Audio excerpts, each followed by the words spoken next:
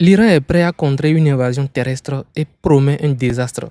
Ce sont les propos du chef de la diplomatie iranienne. Mais avant de continuer cette vidéo, je vous invite à la liker, à poser un petit pouce j'aime et à partager avec moi vos avis et impressions dans la section des commentaires par rapport à cette guerre qui se déroule au Moyen-Orient. Et surtout, abonnez-vous à la chaîne, activez toutes les cloches de notification pour ne rien manquer des prochaines vidéos qui vont venir et qui pourraient vous intéresser. C'est toujours un plaisir de compter beaucoup plus de membres. Des images satellites du 5 mars, c'est-à-dire d'hier, montrent des dégâts sur les satellites pétroliers de Fouraja aux Émirats arabes unis suite à l'attaque de drones iraniens.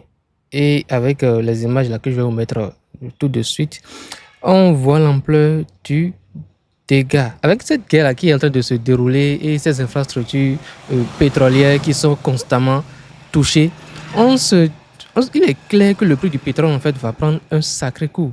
Déjà que dans les stations, la plupart des stations en Europe, on remarque une hausse des prix. Le prix de l'essence dans les stations actuellement est à 2 $, enfin 2 euros moins.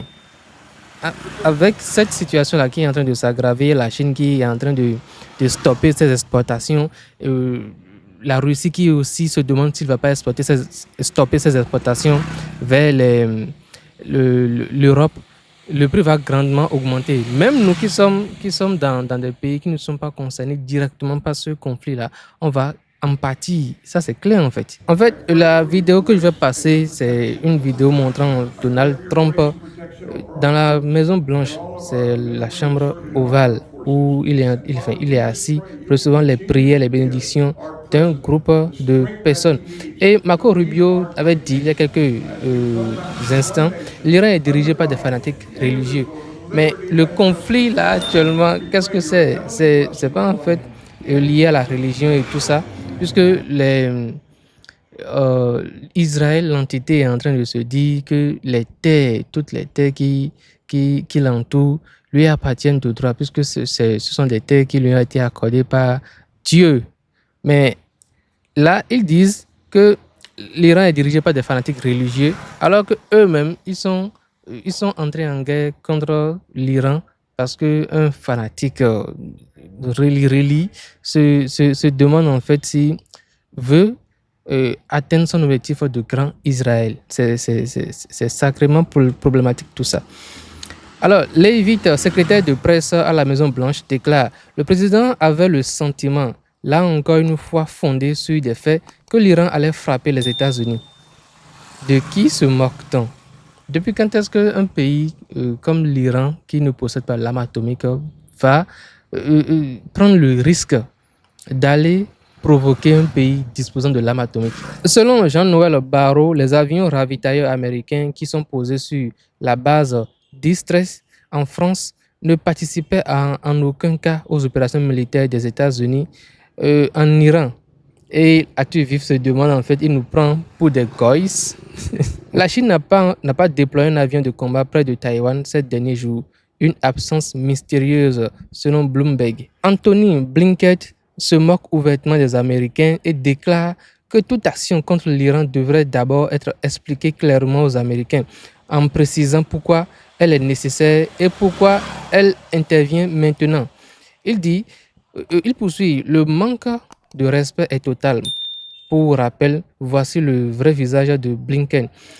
Soutien inconditionnel à Israël pendant le nettoyage ethnique à Gaza, de mensonges au Congrès sur le blocage de l'aide humanitaire à Gaza en mai 2024, son rôle dans la suppression de l'histoire du laptop de Hunter Biden, expulsion forcée de journalistes lors de sa dernière conférence de presse en janvier 2025, ses liens avec des firmes de consulting et conflits d'intérêts. Ça, c'est juste la phase émergée. Il y en a énormément d'autres. Donc, c'est un monsieur qui a une double personnalité. Enfin, la politique est souvent comme ça. Leur aspect double personnalité ressort souvent quand leur intérêt n'est pas totalement dans l'action posée par une certaine partie. Cette actualité-là est assez intéressante. Les Kurdes irakiens démentent et refusent de participer à la guerre. L'épouse, c'est Sanaz Ibrahim, épouse du président irakien et figure du parti de Jalal Talabani, a déclaré: après ce qui nous est arrivé en Syrie, nous refusons d'être à nouveau instrumentalisés par des puissances mondiales. Laissez les Kurdes seuls, nous ne sommes pas des mercenaires. Il y avait cette rumeur-là qui circulait depuis quelques heures par rapport à cette partie de la population irakienne qui se disait, on se demandait surtout s'il n'allait pas être instrumentalisé, utilisé pour une invasion terrestre directe en Iran. Là, le démenti est formel et on espère tout simplement que cela ne va pas se produire. Alors, on nous dit que le Royaume-Uni a arrêté 4 hommes à Londres soupçonnés d'espionnage au profit de l'Iran. Ces arrestations sont liées à des soupçons de surveillance de lieux et de personnes liées à la communauté juive de Londres. Des explosions sont régulièrement signalées à Parand, au sud-ouest de Téhéran. Des coupures de courant ont été également signalées par les habitants. Le Hezbollah menace Israël. Ils disent: avis aux habitants des colonies du Nord, vous devez évacuer tous les villages situés à moins de 5 km de la frontière.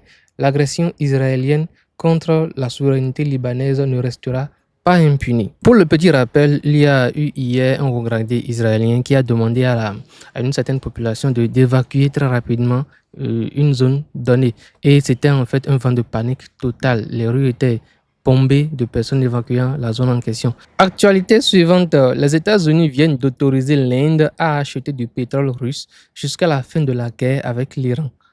C'est assez dingue en fait. On se pose la question de savoir qui contrôle qui. Mais bon, la question ne se pose plus réellement. Hein. La question ne se pose plus réellement.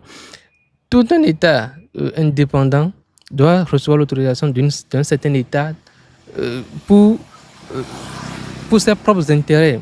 La question, en fait, se pose de savoir qui contrôle qui. Et dans ce game-là, on se rend tout simplement compte que les intérêts de chacun prévalent, en fait. Et là les États-Unis sont en guerre indirectement avec la Russie, mais indirectement également continuent de faire des affaires avec la Russie. C'est également le cas de la plupart des pays européens.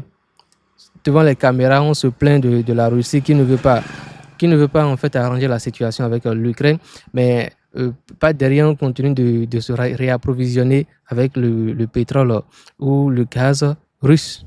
Alors, la Chine discute avec l'Iran pour permettre le passage sûr du pétrole et du gaz à travers le détroit d'Ormuz.